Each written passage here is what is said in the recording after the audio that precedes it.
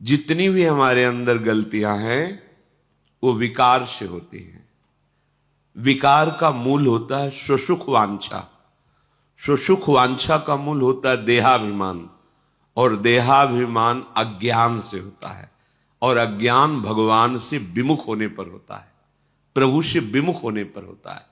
ये सारा का सारा जो माया का तंत्र है ये केवल भगवत विमुख होने से हुआ है। हमें प्रत्यक्ष देखते हैं, जहां हमारे हृदय में छुपाव कपट, वही माया नष्ट कर देती है। हृदयेश्वर से क्या छुपाव करना? तुम्हारी माया बाजी पसारी विचित्र, सुनि मुनि मोहे काकी कौर, कह श्री हरिदास तुम हारे हम जीते तौ न तोड़। हरि यदि आप कहो कि तू बहुत गंदा है, तो मालिक ये माया किसकी है? आपकी ही है ना। बड़े बड़े ऋषि मुनि किसकी गोद में बैठकर आपको भूल जाते हैं? आपकी माया ना। तो है किसकी? तुम्हारी माया बाजी पसारी विचित्र, तो समझ में ही नहीं आती। और आप सदैव हमारा हित करने में लगे हैं, और मैं सदैव आपकी आज्ञा उल्लंघन कर रहा हूं। पर वाह मेरे प्यारे, आप मेरा साथ नहीं छोड़ रहे। यद्यपि आप हार चुके हो मुझे सुधारते सुधारते, मैं बिगाड़ते बिगाड़ते जीत गया हूं, फिर भी आप अपनी कृपा की बान नहीं छोड़ते। आप हम पर कृपा कर ही रहे। ऐसा तो मेरे प्रभु का स्वभाव है। और आप प्रभु से भी छल कपट दुराव, अरे ये इतने कृपालु हैं, बस जैसे हो वैसे इनके सामने पे बस नहीं मानना। जीव का स्वभाव है ना मानना, इसी से ये दुर्गति हो रही। नहीं, भगवान और गुरुदेव और भगवत प्रेमी महात्मा ये कहने को तीन है। वैसा ही हृदय जैसा भगवान का, वैसे ही भक्तों का हृदय हो जाता है। क्योंकि भगवान कहते साधु हृदयम मह्यम, मैं साधु का हृदय बन जाता हूं। साधु का हृदय मैं बन जाता हूं, मैं ही हृदय बन जाता हूं। अगाध हृदय में करुणा होने पर भी जब आप कपट करते हैं, छल करते हैं, देखो अनंत जन्मों की बिगड़ी केवल धामवास से बन जाएगी। तुम कामी हो, क्रोधी हो, लोभी हो, मोही हो, कुछ भी, बस एक बात हजारों बार कही, वैष्णव अपराध न बने, गुरु द्रोह न बने। बस तुम जैसे पड़े रहो। यहां पड़े रहने से भगवत प्राप्ति हो जाएगी, पड़े रहने से। अरे धाम है भाई, ये कोई तीर्थ थोड़ी है। तीर्थराज प्रयाग भी जहां मस्तक रगड़ते हैं, ईश्वर कोटि के महापुरुष जहां की रज की याचना करते हैं, उस परम पावन धाम में आप वास कर रहे हैं। कहीं वास करके साधु समागम है, साधु समागम के प्रभाव से भजन, रात दिन आपकी दिनचर्या भागवतिक, तो आपके लिए भगवत प्राप्ति कोई कठिन बात है क्या? परे हम देखते हैं कपट का जाल हम प्रभु से भी रखते हैं, गुरुदेव से भी रखते हैं। अपने हृदय की बात उनको नहीं बताते हैं। मन ही मन जो हमारे अंदर प्रेरणाएं आती हैं उसके अनुसार कार्य करते हैं। फिर जानते, अभी इसी शास्त्र में आप आगे श्रवण करेंगे, जब कोई गुरु आज्ञा का उल्लंघन करता है और अधर्म आचरण करता है, तो जो राक्षस लोग हैं, दैत्य लोग हैं, उनका आवेश उन पर हो जाता है। आगे प्रश्न आगे आएगा, जो अभी चरित्र सुनाएंगे उसमें आगे आएगा कि ये भीष्म कैसे मार सकते हैं पांडवों को, कैसे मार सकते हैं पांडवों के पक्ष को। तो दैत्य लोग कहते हैं युधिष्ठिर को, तुम्हें बिल्कुल निश्चिंत रहना चाहिए, हम सब तैयार हैं। ये अमुक भीष्म के हृदय में जाएंगे, ये द्रोणाचार्य के हृदय में जाएंगे, क्योंकि वो अधर्म का पक्ष लें, इसलिए मेरे उनके प्रवेश करने में कोई भय नहीं। अब भीष्म कार्य नहीं करेंगे, मैं कार्य करूंगा उनके शरीर में बैठकर। आश्चर्य हुआ कि हो, ये जो आज्ञाओं का उल्लंघन करते हैं उनकी बुद्धि इतनी भ्रष्ट हो जाती है। उन्हें बताया कि जो अधर्म आचरण करता है मेरे लिए खुला दरवाजा हो जाता है। मैं राक्षस उसके हृदय में बैठकर ऐसे आचरण कराता हूं कि अपनी पार्टी में सम्मिलित कर लेता हूं। बोले तुम्हारी बुद्धि क्यों काम? क्योंकि वो आविष्ट हो चुकी है, असुरों से आविष्ट, आसुर भाव वहां प्रकाशित हो गया है। बार बार कहते हैं केवल बात मान लो, कोई नहीं छू पाएगा। जीते विनायक शुभ अशुभ, विघ्न करे नहीं कोई। पर बात क्या, प्रभु से भी छल, सामने कुछ और चेहरा, पीछे कुछ और चेहरा। बड़ा आश्चर्य है भगवती माया के इस महाबल का कि वो सर्वांतर्यामी प्रभु से भी कपट कर रहा है। रोज सत्संग सुन रहे हो तो हम आपसे प्रार्थना करते हैं, किसी और से कहने की जरूरत नहीं। जैसे हो वैसे के वैसे प्रभु से प्रार्थना करो, उनको अपने हृदय की बात बताओ, उनके सामने रो, गुरुजनों से बात बताओ, रो। वो कहे या ना कहे, ठीक हो जाएगा, अपने आप ठीक हो जाएगा। इनके दरबार की ऐसी महिमा ही है कि वो कहे जाओ ठीक हो जाएगा, ये कहने की जरूरत नहीं, अपने आप ठीक हो जाएगा। पर हम कपट करके उनके पूछने पर भी, उनकी आज्ञा पर भी अपने मन को उत्साहित करके परमार्थ भ्रष्ट आचरणों को करते हैं तो आसुर भाव प्रकट हो जाता है, कुछ समझ में ही नहीं आता। और जब समझ आई तब समझने लायक नहीं रह जाता। इसलिए रोज सत्संग सुनते हो, आप सबसे प्रार्थना है कि आप जो अधर्माचरण करेंगे उसका फल तो न्यून हो सकता है माना, पर इन दैत्यों का, इन असुरों का प्रवेश करने का रास्ता बन जाएगा। ये आसुर भाव, ये राक्षसी भाव तुम्हारे अंदर आकर फिर वो कृत्य कराएगा जो तुम बाद में कहोगे कि मैंने किया ही नहीं, पता नहीं कौन मेरे से करवा लिया। ये शास्त्र के रहस्य की बात बता रहे हैं आपको। इसलिए बहुत सावधान, बहुत कीमती जन्म है। सत्संग में बार बार कहते हैं सावधान हुए तो धाम भी छूट जाएगा, श्री जी के चरणारविंद का आश्रय छूट जाएगा, जीवन निरर्थक हो जाएगा। नहीं मानना। अहंकार इतना बैठा हुआ है कि बस वासना के प्रवाह की तरफ ही बहाए लिए जा रहा है। अरे डूबने वाले को एक तिनके का सहारा बहुत बड़ा होता है, फिर तुम्हें तो लाडली जो का सहारा मिला है, भव समुद्र में कैसे डूब सकते हो? गुरुदेव का सहारा मिला, कैसे डूब सकते हो? पर तुमने तो सहारा नहीं, सहारा तो लिया भोगों का, छल का, कपट का सहारा लिया, डूब जाओगे। सत्संग सुनो, उसे आचरण में उतारो और मन से लड़ना सीखो। ये मन से जो तुम हार रहे हो, इसमें तुम्हारी कमी है। तुम इतना दुलार मन को क्यों करते हो? थोड़ा प्यार तो प्रभु से कर लो, प्रभु के नाम से कर लो, प्रभु के जनों से कर लो, प्रभु की बात पर कर लो। अनंत जन्मों से इसी मन का दुलार करते रहे हो, इस जन्म में थोड़ा तो समझ जाओ। पर वो समझना नहीं, अपनी समझ को वासना के हाथ समर्पित कर दिया तो कैसे समझ पाओगे? उपासना के हाथ समर्पित कर दो, अभी ठीक हो जाओगे, अभी समझ जाओगे। कुछ ठीक नहीं होना, बस स्वीकृति बदल देनी। जहां स्वीकृति बदली तुम विजय प्राप्त कर लोगे। ना तुम स्त्री हो, न पुरुष हो, भगवान के अंश हो, प्रियाजू के निज जन हो, ये कहां स्वीकृति? स्त्री भाव में हुए तो काम, क्रोध, लोभ, ईर्ष्या मुझे, पुरुष भाव में हुए तो इसी भाव की स्वीकृति से तुम्हारे अंदर ये सब दुर्गति वाले लक्षण हैं। भाव को तो बदलो, पर कोई सुनकर, समझकर, मानकर के बिरला ही चलता है। नहीं, सब मनमानी। हे मनमानी, इसीलिए भगवत प्राप्ति बहुत कठिन कही जाती है, इसीलिए संत समागम का फल मिलना बहुत कठिन हो जाता है, क्योंकि सब अपने मनमानी।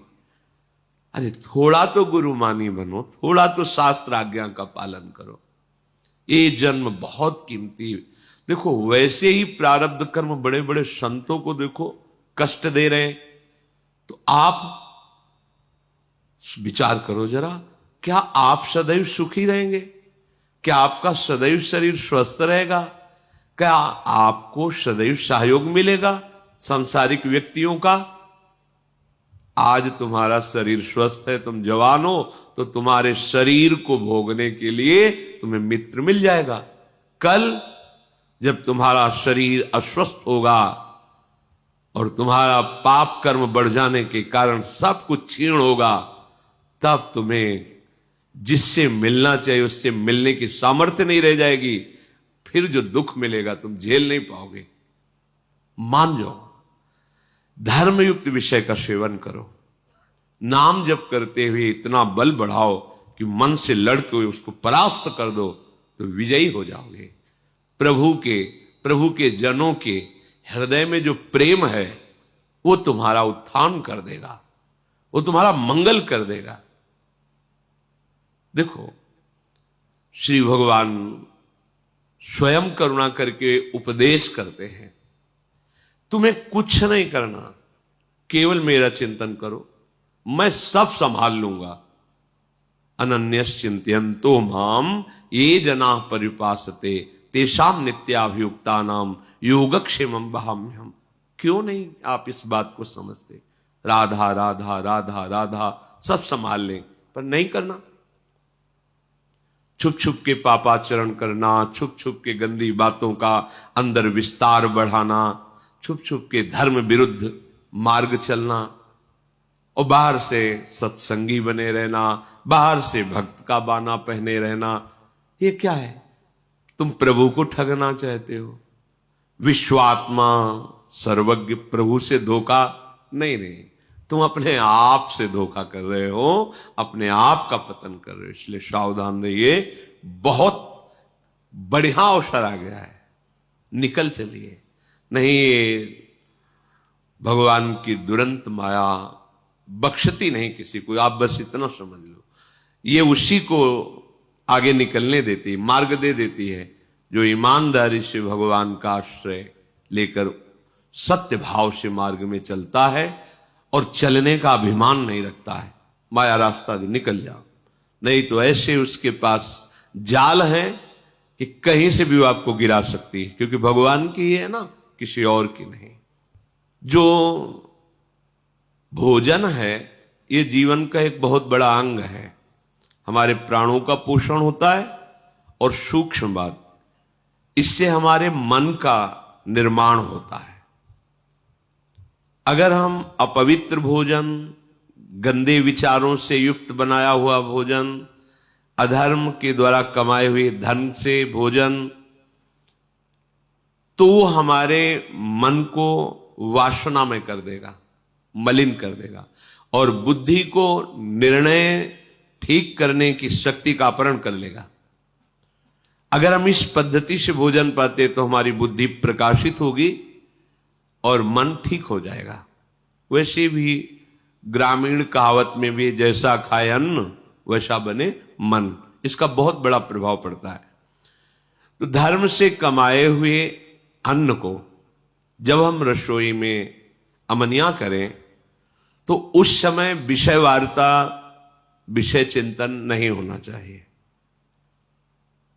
अंदर ही अंदर नाम जप करो, भगवत चिंतन करो और विचार करो कि प्रभु को भोग लगाना है, चाहे गृहस्थ हो चाहे विरक्त। प्रभु को अर्पित करने की भावना में ही पवित्रता आ जाती है। छूना मत, श्री जी को भोग लगाना है, एक पवित्रता आ जाती है। और जब हम भोग लगा के प्रसाद पाए तो दूसरे हाथ का स्पर्श न हो, बाएं हाथ का स्पर्श न हो। जैसे जो लोग दोनों हाथों से ऐसे, ये बुद्धि को खराब करने वाला, ऐसे नहीं पाना चाहिए। बाएं हाथ को अलग करके दाहिने हाथ से, एक हाथ से ही भोजन पाने का विधान है, आराम से केवल नाम जप करते हुए। दूसरा, शब्द रहितम, भोजन पाते समय आवाज नहीं करनी चाहिए, मौन रहना चाहिए।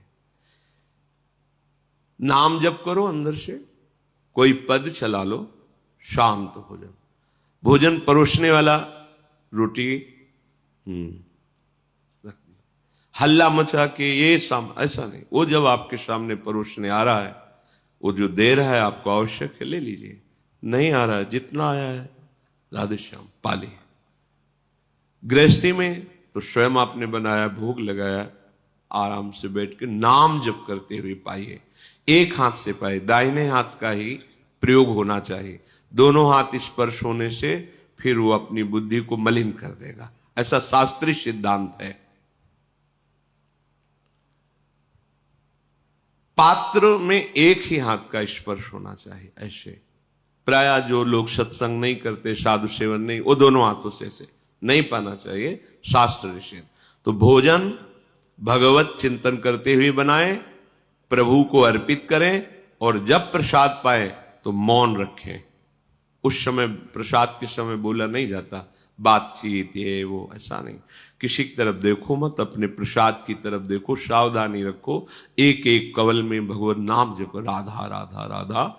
उससे क्या होगा, आगे कह रहे हैं, क्षमस तारणाय वही, अपने को तारने की और दूसरे को भी तारने की बुद्धि उसके अंदर प्रकट हो जाती है। हम लोगों की आज जो बुद्धि मलिन है ना, मनमानी आचरण करने का आदेश कर रही है, उसका कारण यही है।